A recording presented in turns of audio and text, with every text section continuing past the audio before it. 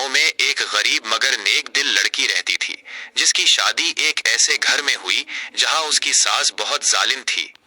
नई दुल्हन खुशी खुशी घर में दाखिल होती है, आंखों में ख्वाब और दिल में उम्मीद होती है। सॉस इसे ठंडी नजरों से देखती है और कहती है, ये घर कोई खेल नहीं, यहाँ सिर्फ काम होता है। जल्द ही जुल्म की शुरुआत हो जाती है। सुबह सवेरे बहू को जगाया जाता है, उसे पानी भरना पड़ता है, लकड़ियां लानी पड़ती हैं और खाना पकाना पड़ता है। सॉस इसे हर बात पर डांटती है और कहती है, तुमसे कुछ नहीं होता। बहू खामोश रहती है, इसकी आंखों में आंसू होते हैं मगर लबों पर सब्र। एक दिन तेज बारिश हो रही होती है, बहू को बाहर भेज दिया जाता है ताकि वो लकड़ियां लाए।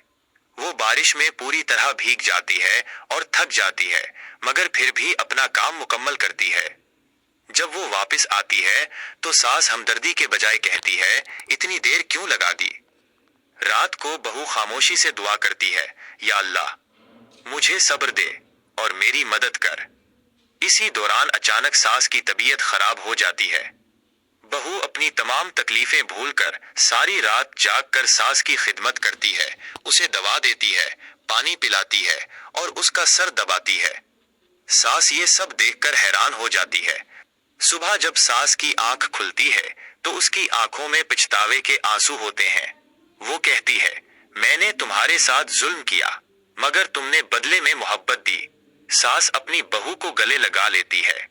सच है कि नरमी और सब्र वो ताकत है जो सख्त से सख्त दिलों को भी बदल देती है।